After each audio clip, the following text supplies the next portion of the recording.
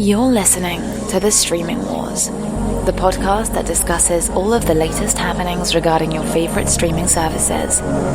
Find out which service is winning the war this time around. Hello everyone, welcome to the latest episode of The Streaming Wars. I'm your host Dustin, and joining me as always is Tony, and today we are covering all of the news topics regarding the Streaming Wars from October 25th through October 29th. As we move into our twice per week schedule that we announced last episode, we are going to be covering specifically all of the service news this time around. And while we only have 4 days of things to cover, we do, however, have a pretty big topic to discuss, because earlier today, from when we were recording this, HBO Max, Warner Media, at&t had a big event announcing a lot of the details behind HBO Max, including price, planned rollout, time frame, and a lot of other details that we'll cover later on. So before we get into the HBO Max stuff, we're going to cover the few news topics that we do have from the past couple of days. First up, Warner Media did close a deal for a potential HBO Max international expansion. There's a company in Latin America that owned part of the rights to HBO that was creating, it was a joint venture that Warner Media had with a company called Olay Communications that had a minority stake in HBO Olay Partners, which was the HBO branded pay TV service in Spanish-speaking Latin America and the Caribbean. Warner Media, basically, they bought out the side of that, and now Warner Media owns all of the 100% rights to HBO Max, Cinemax, HBO Go services within the entire region of Latin America and the Caribbean. What this means, of course, for the streaming services is that by owning the full outright rights to all of the networks within that region means that they will have a little bit easier time rolling out HBO Max when it does get to that point of them rolling out outside of the US. So there's not a whole lot to go here, but it does show that they are putting some effort into an international rollout, even if it is going to be extremely slow, which we'll get to later. They also announced earlier today that there was a massive deal that just took place between Warner Media and Sky, Sky in Europe, which will allow HBO and HBO content to premiere, or to make sure it continues to premiere on Sky networks over the course of the next 5 years, I believe. The other part of this is, which, like I said, we'll get into later, but the other part of this is that the planned global rollout is not in the immediate future for HBO Max. It is going to be a couple years out, in some cases, multiple years out. So that could be why they decided to renew this partnership with Sky in Europe. That's a huge partnership. I mean, like, there are some partnerships that don't really mean that much, but Sky Networks is pretty huge in Europe. Them and BBC and maybe a few others that are really, like, powerhouses. No, but yeah, Sky Networks, that's a very huge deal. I think it's a great opportunity, especially given that the rollout is, let's just be positive and call it progressive. It's a progressive rollout, and it'll get to, it'll be across the pond in a little bit. I think it's a smart play to just have that just in case. So next up, moving over to Netflix, they announced there's a couple of different things regarding Netflix. First off, it launched a mobile-only plan in Malaysia over the last week, and this is specifically trying to tap into Malaysia's mobile-specific market. Instead of offering a $15 or $10 or $8 option that focuses on the ability to stream on multiple devices and have high definition on television, things like that, it's a lower priced option that exclusively allows you to stream specifically on your phone, which is a much smaller screen, and in some cases you can't get the higher definition availability based off of your cell network. So that's interesting. Not so much, it's not something that I see happening anytime in the near future here. Our internet speeds here in North America are much higher than Malaysia, but it is something that could be rolled out in other regions as well. The other Netflix news is that they are also currently testing on Android devices, or certain Android devices, different viewing speeds, which, if you're unfamiliar with what that means, is YouTube is one of the few places that this is something that's extremely common, at least on the desktop versions of the site. I think it's available on the mobile apps, but I've never actually used it myself, so I couldn't say for sure. But one of the things that you can do is, if you're watching a video, instead of watching it at the normal one-time speed, which is the speed it's normally recorded in, you could watch things in 1.25, 1.5, or 2 times speed, which means you could get through things a lot faster. Netflix is currently testing the ability to be able to watch shows at a quicker speed, which means if you're watching a 60-minute episode of a show and you watch it at 1.5 speed, you should get through that show in 45 minutes based off of you watching in that speed. It's video. A lot of people listen to podcasts in a faster speed because you can get through the podcast quicker. However, video is a little bit different. And this has outraged some actors and some directors who have worked on a variety of different Netflix projects, saying, please don't actually do this. This is going to potentially ruin the art of what we're trying to accomplish here. I want to get your feedback on whether or not you thought this is a good idea or not. It depends on the upper limit of the viewing speed. I don't think people know this, but it is pretty common for cable networks when they are showing a movie. So Star Wars is around the corner, the new one. So let's just say we're talking about The Force Awakens, which was pretty long. When they air that on TV, not only do they cut it up for commercials, and they cut out some parts that are actually not that important. That is also one thing. But two, it has been known that some TV networks will actually speed up the movie, play it a little bit faster so that it could fit with either within the 2-hour time slot, or even if it does fit with that 2-hour time slot, speeding it up will add more moments for ads. It is a thing that happens. If you're going to keep it under 1.5x, it's not that noticeable. The only way to do that, I think, in my opinion, is if it's just some documentary and you're not even paying attention and you're just working on your computer that night and you're listening to some World War II documentary and you just chug along through it. I don't see the point of doing this. If the whole point of streaming content is to keep people on your platform longer, then why would you do this? I don't understand the reasoning behind it. However, I don't think that there's significant outrage warranted by actors, I guess. I mean, I do get where they're coming from, but from a practical experience point, when this feature gets implemented, I don't think many people will use it, or if they do, it won't be greater than 1.25, because if not, then it's going to ruin the experience. And to those who are listening, thank you once again. You try it out on YouTube. Go get a random YouTube video and play with the speed settings. It's a very interesting experience.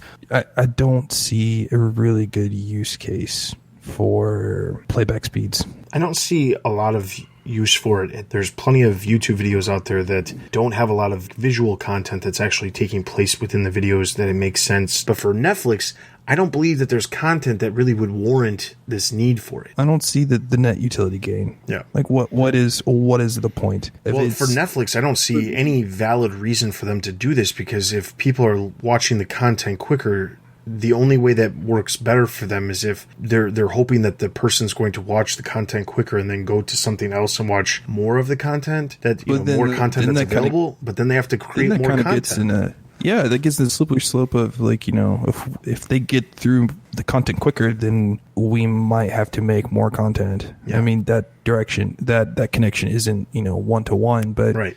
You could go in that direction. I don't want to binge watch all of season 3 of Daredevil quicker than I have to. It's a good show. I'm not gonna it's not drudgery. Let's get through it. The same principles that apply to audiobooks and podcasts don't translate to videos, and I don't understand why Netflix is gonna even take the minor PR hit.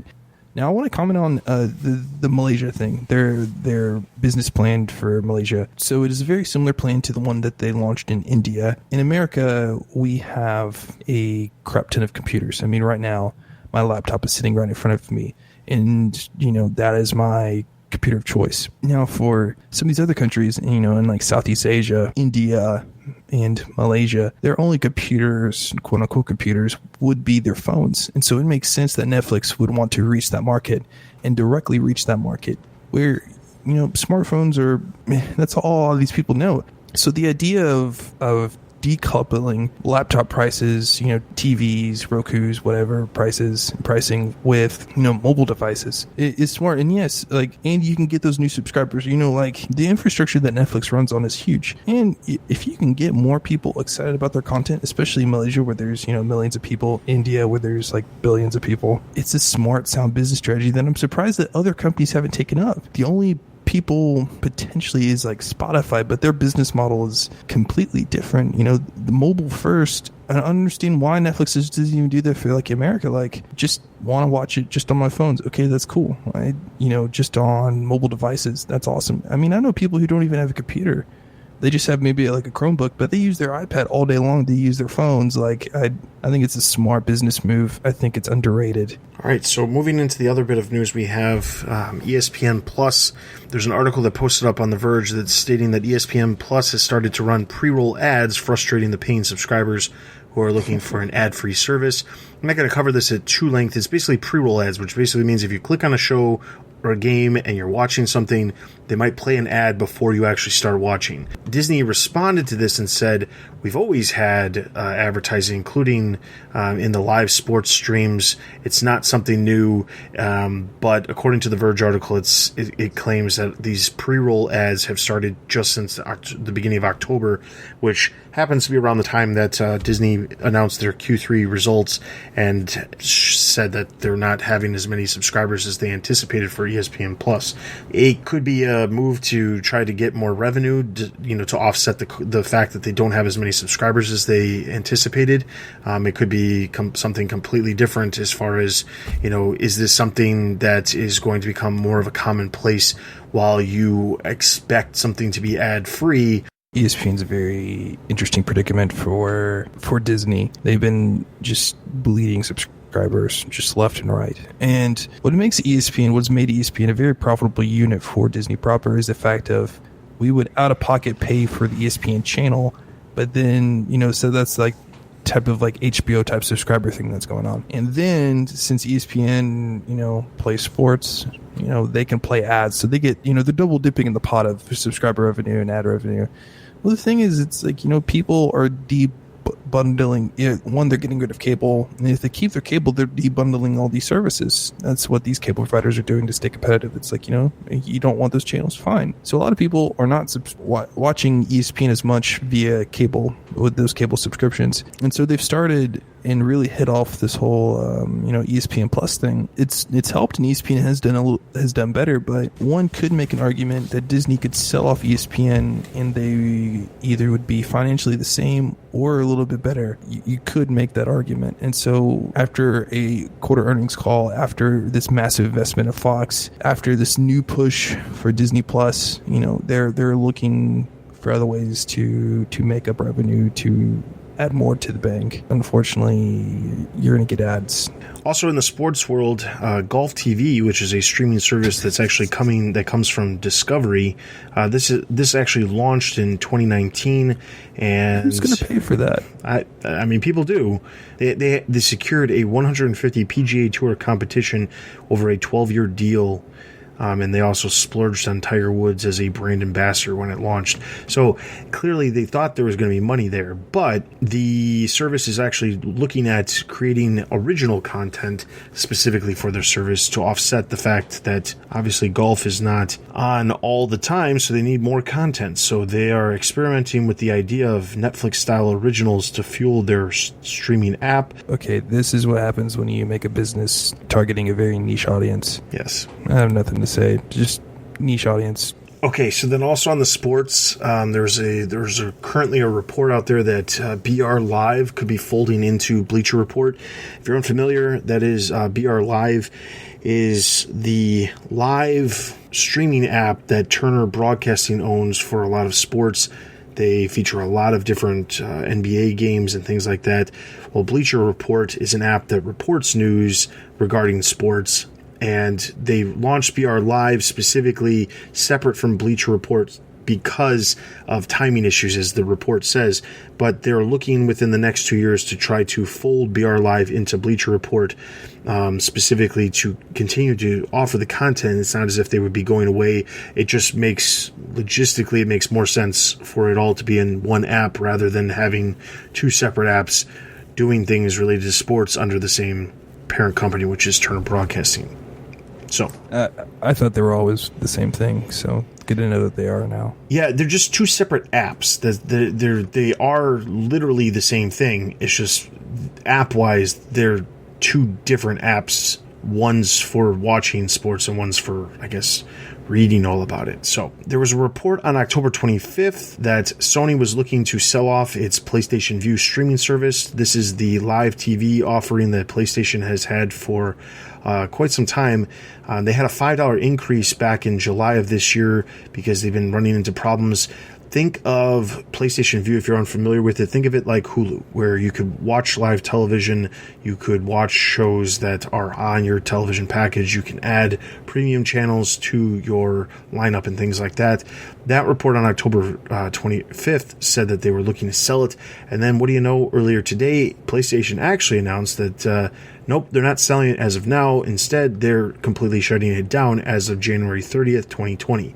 They've said that due to the rising costs that dealing with the expensive content and the network deals specifically surrounding having one of these services, they haven't had a whole lot of luck. They attribute the decision to a pay TV industry that has been slower to change than expected, according to Sony. So if you are a member or if you are a subscriber to PlayStation Vue, you will probably need to be looking elsewhere for your live TV coverage. Not that there's not the abundance of options out there between Hulu, YouTube TV, Fubo TV, and a number of other ones that we've barely ever even touched. There's lots of live TV offerings out there that you can get. That is what you'll need to be doing because Sony is getting out of the live TV business. Didn't even know the Vue was still a thing. I am surprised that they just didn't sell off the unit to another party, because they already have the infrastructure down. It might not be successful, but they've done a lot of the legwork. And I don't see the reason why to just shelve it at this point. Like, it has some value. The question is, who do they sell it to? Because to sell it to an existing service, the existing service like YouTube TV or Hulu, they're not going to want the interface that already exists with PlayStation Vue. So it's more just buying the customer base. That's all they would really be doing. They're not going to be getting anything else out of it. Well, customer base and infrastructure. What we see in the app is nothing compared to like the actual internal mechanics of actually getting any data to your screen. And that's how Disney made Disney Plus, is they bought some company for MLB, which BAMTech had no real use case for customers. But the backend technology, it would be a technology acquisition, in my opinion. That's what it would be. I think it opens a different question for a different day about Sony and how they're one of the major big studio players left with no real streaming options. It doesn't seem like they have that many partners at the moment. So you have this massive, media company for a long time cranks out movies, and yet they're very much left behind. And what are they going to do? After Fox was bought by Disney, people turned their sights to Sony, and that they're going to be the next big content provider who's going to be bought by some ISP. So those have always been rumors. So it just leads more questions to what is the future of Sony in terms of streaming and video and content. But that's for another day. Yeah, and that is definitely a topic that we will get to in the future because they are one of the only studios that has no immediate direction when it comes to not only a streaming service, but they don't have exclusives necessarily with any one specific service or network or anything like that either. So that is definitely a topic we're going to talk to. But now we're going to get into our main event for the night, which is we're going to be talking about HBO Max. So earlier today, at&t held what they called Warner Media Day, which was the basic layout of everything that HBO Max will be. They announced the price, they announced when it will launch, not a specific date, but you can only presume what they meant. But they also revealed a ton of content and a ton of other details. And while we're not going to specifically talk about a lot of the content that they announced this episode, we will talk about it on Thursday when we release our next episode related to all the content.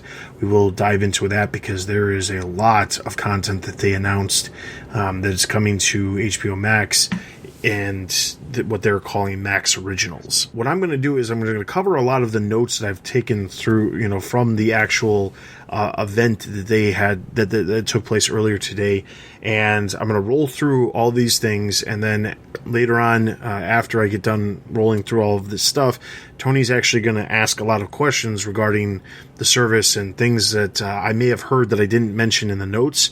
So that's what we'll get into. So to start off, just to get it out of the way, while they have said in the past that the service will be launching in spring 2020, they specifically put a date of May 2020 as the launch date for it. Now, it doesn't have a specific date, but I would guess probably May 1st would make the most sense. But I guess they're not putting a specific date just so that they have some room to maneuver around if need be. That does put the service just over 6 months out from from presently, so they have a little bit of time to adjust. A lot of that time seems to be the fact that they're working on a lot of new content. We've talked about in the last couple of weeks a lot of new content that they have in the works, but on top of that, they have even more content that's coming for the service as well. So I have a feeling the 6 months is more of a window to finalize that, along with finalize the technology behind the service itself. So they did say, however, the other big part of this, obviously, is that the service will offer 10,000 hours of content. It will be extremely curated. They did hammer the point that it is quality over quantity, which is clearly a dig at Netflix, who has a massive amount of quantity, but not necessarily a ton of quantity. They said that they're going to be doing a lot of curation. They kept, saying that the HBO brand by itself has always delivered quality, and they have every intention of doing that and continuing that with the content that they will continue to offer. They did say that they will have a bundle that they will have available at launch for those people who want to subscribe to the service that don't have internet or cable. They will be able to pair AT&T TV Live, which is the live TV option that AT&T offers. That will be able to be paired with HBO Max. They didn't say any prices on that, though. They did say that in 2021 they will in fact have an ad-supported version of the app coming. Again, they didn't have any prices on or more information on that, other than that they will have it, and they expect that will allow people to get into the service a little bit better. The service will cost $14.99, and that is the exact same price as it currently costs to subscribe to HBO, which means not only will you get the entire HBO library as if you currently are a subscriber for HBO, but you will also be able to get all of this other content that they will bring over from the other brands like TNT, TBS, Cartoon Network, DC, Warner Brothers, New Line Cinema, CNN, a variety of different networks that they have under their purview. They also said in the future they anticipate offering live specials like sports and things like that further down the road. That would be after they launch their ad-supported version in 2021. They did state that they have intentions of rolling out in Latin America in 2021 with specific content specifically meant for the people of the areas of the world that they're rolling out in. They anticipate 75 to 90 million subscribers worldwide to HBO Max by 2025. They will have the entire HBO library will be included. There will also be over 1,800 movies included from the launch. The Max original shows, 50% of them will be geared towards young adults, 25% will be geared towards kids and family, and the other 25% will be geared towards adults. Specifically, they stated that Warner Media as a company and Warner Brothers, which would entail Warner Brothers Television, Warner Brothers Pictures, the other brands, they said that they will exclusively be contributing at least 50% of the content, the new content. So any of the new projects that are being worked on, Warner Brothers will be working on at least 50% of the projects that are going to be on the service, which means in-house they'll be creating the stuff in-house, which is lower cost for them. They said that the TCM and the Criterion collection will also be coming to the service. They will feature a monthly rotating collection of classic movies and movies that you won't be able to find on any other service, specifically that are, more classic or more art house indie type films that will be monthly curated. They did say that HBO Now, if you are a current subscriber to HBO Now, starting the day of launch in May, you will be able to use your HBO Now login to immediately switch over to HBO Max and get all the additional content for the exact same price. They also stated that existing at&t customers who have either the unlimited mobile plan, a 1 gig broadband plan, or currently subscribed to HBO using or through their cable provider, which is AT&T, all of those people will be able to get HBO Max for free with the services that they already have through AT&T, and you'll be able to use your AT&T credentials to log into HBO Max and instantaneously have access to HBO Max for free. And that's ongoing. That's not like a 12-month plan like some of the other plans we've heard recently. They do plan on taking HBO Max to other distributors, they didn't name drop anybody, but this would be like Comcast, Charter Communications, Spectrum, who are outside, obviously, the range of AT&T customers, but they'll be taking HBO Max to the other companies and saying, listen, you can charge the same amount of money as you currently charge for HBO, and instead give your customers the ability to access HBO Max same exact way that you're currently allowing them to have HBO. And they didn't have anything set as far as companies that are working that they've set deals with, but they're ongoing discussions to make that work so that other customers at other companies will also be able to switch over to HBO Max if they're already subscribing to HBO. Global will be a longer rollout, and the interesting thing about this is that they also said that it will also be cheaper in certain regions of the world, specifically because of the average gross income of the specific region that they're rolling out in, as well as the fact that there's going to be less content necessarily available because of a lot of the licensing rights that they have in place in various countries with their content. There could be the potential of less content in specific regions based off of where you are. So in order to forego that, they're going to be making the service cheaper when they do roll out in some of those areas. They did, however, in the final question and answer session state that they have every intention of keeping, they didn't say it this way, this is my phrasing, but they said that they have every intention of keeping the middleman. So they do not have any desire to forego a lot of the relationships that they already currently have with other cable providers that are providing HBO to other customers. They're hoping that people will switch over to HBO Max because it is the exact same price, but they're trying their best to encourage the other companies to continue to offer their service as well as potentially offer HBO Max, with the intent that they would be able to make money off of HBO Max just like they are with HBO.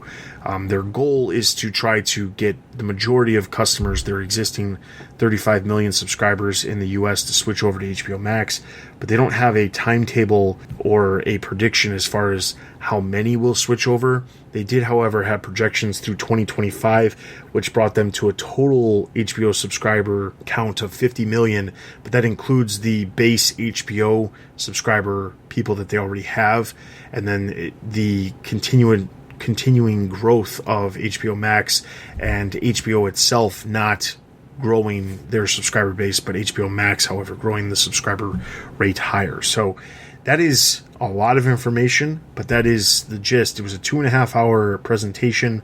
A lot of it focused on a lot of the content because they do have a massive amount of content that they're bringing to the service. They have 31 new Max original shows coming in 2020, and there will be 38 shows that will be producing new episodes on HBO in 2020. So that means in 2020 alone, there will be 69 total original shows. In 2021, they'll have 50 new Max original series, or 50 Max original series, which means I guess they'll increase the number to, they'll add 19 more Max original series. So that means by 2021, they'll have over 88 series that are producing content for the thing, which is a lot. And that's way more than a place like Apple TV Plus and Disney Plus is currently has on their radar. So that's the gist. So, questions. So it seems like we kind of going back to what we were talking about in one of the first couple episodes in terms of the direction for Warner Brothers is consolidating all their streaming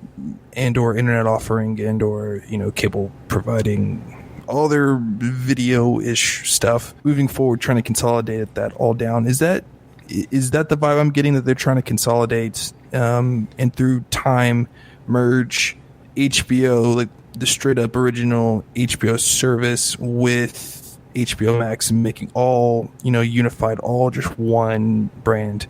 Because I know that they aren't going to discontinue HBO straight up whenever, they release in May 2020. At some time, they should phase out all these other programs and just consolidate down to one. Is that the vibe that you're getting, that you got at the investor conference? Yeah, out of the investor conference, and I also listened to their earnings call yesterday, it does seem like their entire intent is that HBO Max is the new workhorse for their content output, and also the horse that they're backing when it comes to a lot of this other stuff. We talked about this during the HBO Max, the current state of HBO Max last month when we released that episode, but they still will be producing content for other companies. That's not something that they're going to stop, but the services that they have, like DC Universe or Crunchyroll or Rooster Teeth or HBO by itself, a lot of these other services that they currently have, there was a question specifically asked about whether or not they have any intention of HBO Now or HBO Go customers moving over, forcing them to move over to HBO Max. And while they said they have no intention of telling somebody they have to move over, which I would take as the content that, if you, for example, this is a good example, Crunchyroll has content that is created all the time. One of their biggest hits recently was Genlock. It was recently announced that Genlock Season 2 will be coming over to HBO Max. It will then be on the Crunchyroll service 90 days after it debuts over on HBO Max. I can see this being the case for a lot of these other streaming services. The new shows will most likely end up over at HBO Max, and then they'll also roll out at the individual services as well. For the foreseeable future, and I'm talking 10 years, I don't think a lot of these other services are going to go anywhere. I think that they believe that the customer engagement rate as well as the churn rate for the existing services that they have, unless it gets too large as far as people are just not subscribing to the individual Crunchyroll because they can watch a lot of the content over at HBO Max and the subscriber rate doesn't financially makes sense to keep it around. I don't see any of these smaller services going anywhere. I could see some of those services having lower price points. Now, I don't have anything to back that up other than just gut feelings, but I would say that the intent is going to be to consolidate this stuff. It's just going to be a very long time because they're one of the few companies that has a massive amount of OTT services as well as SVOD services, and that's over-the-top services and streaming video on demand services. They're one of the few companies that have a multitude of smaller ones. And they don't want to force someone to have to pay a higher amount, even though they are going to get way more content. And they don't at the same time want to close down these ones that they're still making money on. So as long as they're profitable, I don't see any of those smaller ones going anywhere. But HBO ultimately seems like it's going in that direction. That's evident by them pricing at the exact same price as the current HBO offerings.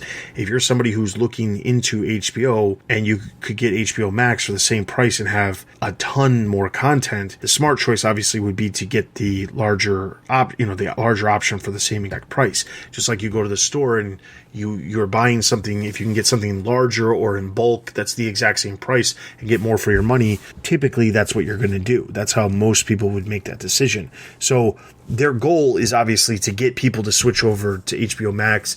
As they release the ad-supported version, that will increase people because they'll bring the price down, as the price for the service as well. That'll go down, and that will encourage people to join the service as well.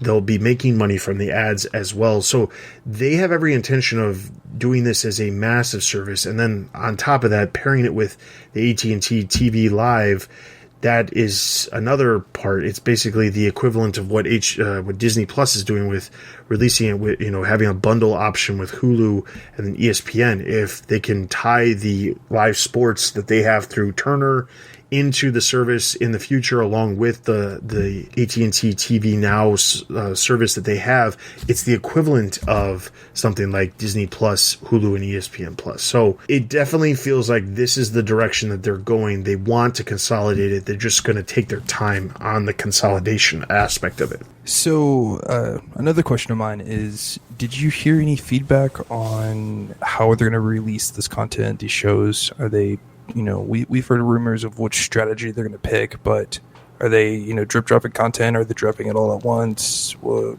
did they give any, sort of indicator of that? Yeah, so they specifically said that they have every intention of releasing their shows weekly, similar to the same fashion that they currently release their shows on HBO, because they believe that builds better customer engagement rather than having a bunch of people watch the show and binge it at once and then they talk about it very little bit. They'd rather make an event out of their shows and have people talking about their shows for multiple weeks, which makes sense. It really does feel like that is the direction for a lot of these services. Apple TV Plus, Disney Plus, and now HBO Max will all be doing that same format, while Netflix and Amazon Prime are the ones that are still releasing their stuff all at once.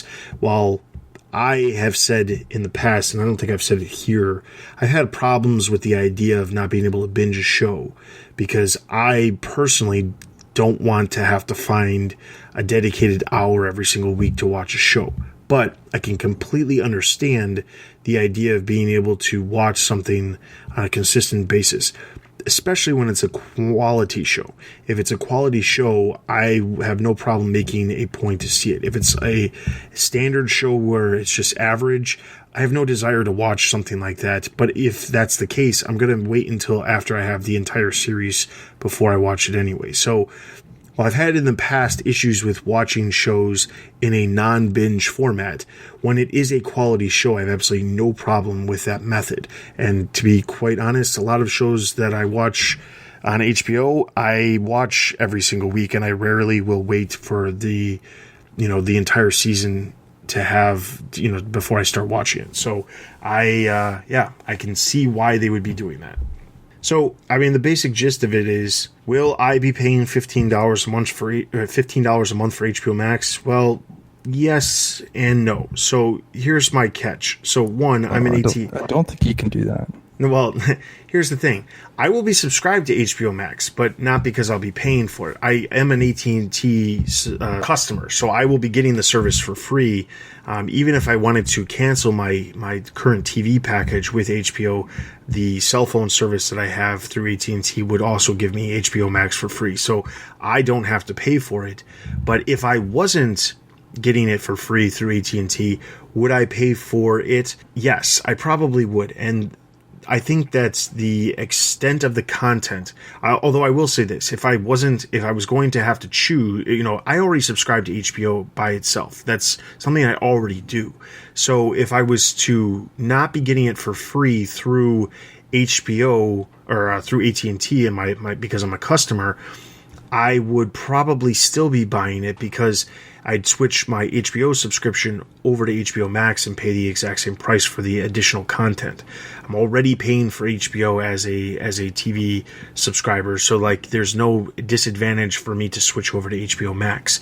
I think that the amount of content that they have coming to the service, on top of the quality of the HBO stuff that's going to be filling up a good chunk of what they are offering, I think is worth the $15. Now, obviously, there's going to be the immediate comparisons to it's $15 compared to Netflix's highest tier, which I believe is currently $14. And the thing is, yes, Netflix has way more content, but I have to ask you just this one question. How much of that content are you actually watching? I subscribe to Netflix. I watch stuff on Netflix, but to be fair, there's not a massive amount of content that I'm watching on a regular basis. There's a couple shows here or there. They are releasing a ton of content, and I guess if you were really struggling for finding something, there's certainly something there that you could always watch. So I'm not going to sit there and say that it's not worth it, but as I described during our current state of Netflix has this tendency to throw stuff at the wall and see what sticks.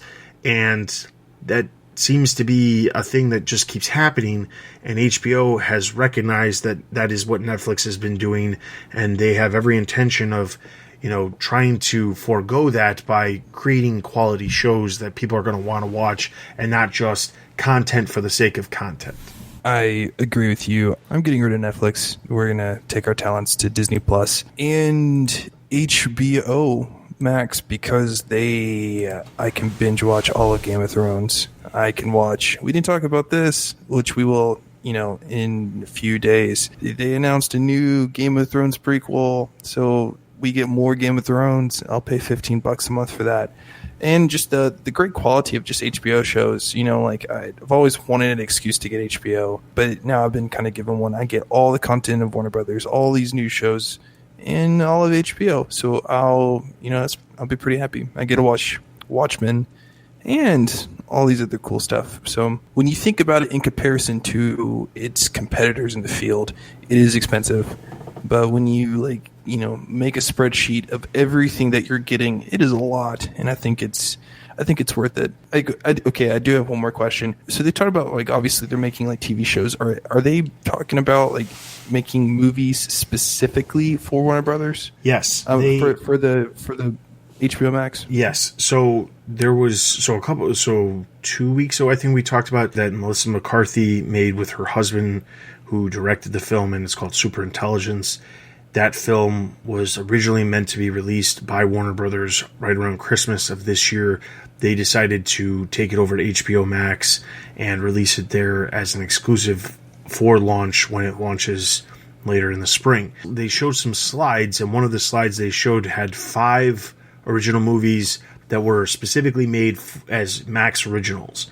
Now, to be clear, I'm saying Max Originals, and I'm going to keep saying it because it's like Netflix Originals. Netflix has plenty of stuff that they get the rights to that aren't Netflix Originals, but there is stuff that they specifically make for their service that they call Netflix Originals and have that banner when you start watching them. Max Originals is the same thing, but for HBO Max. So there is 5 movies that they showed. I couldn't tell you what they all were because some of them I didn't get. We will talk about them more on Thursday when we record our content episode, but there was 5 movies that they had shown that were Max Originals. This is on top of the movies that they are already creating for HBO on a normal basis, and this is on top of the documentaries that they're already creating for HBO as well. And they also have documentaries specifically coming to the service that are coming from CNN Films that will also be created specifically for HBO Max as well. So they have 5, and there's other ones too because they announced some partnerships that they have with a variety of different companies. Like they have a 2-movie deal with Reese Witherspoon's production company Hello Sunshine. They have a production deal with Greg Berlanti for 3 films.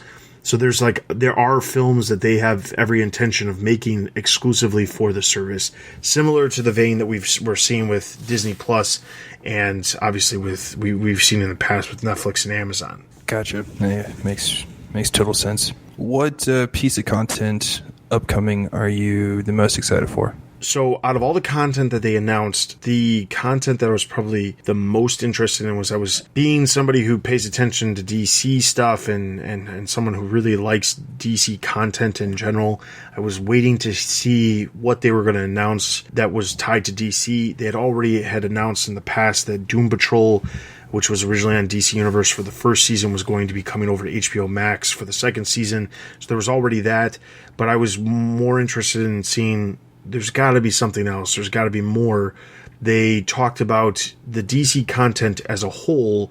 They announced that the live-action movies from the past 10 years will all be on the service, as well as all of the Superman and Batman movies from the past 40 years, which is a good chunk of DC content. They also announced that Batwoman, which we already knew this based off of some deals that were put in place a long time ago, but Batwoman which is currently on the CW, will be making its streaming home over on HBO Max, as well as any additional, the next 10 shows that Warner Warner Brothers is producing for the CW will be making their streaming home exclusively over on HBO Max, which means any future DC shows that come to the CW will also be over on HBO Max. But there was also 3 new shows that were announced that are all DC. So there's a show called DC Superhero High, which is coming from Elizabeth Banks. She's producing the series, which takes the DC superheroes and shows them in a high school setting. And then there's Greg Berlanti is bringing 2 more series to the service. One is called DC Strange Adventures, which is going to focus on the Hawkman, Hawkwoman, and Adam Strange, and those characters. And then there will be a Green Lantern series.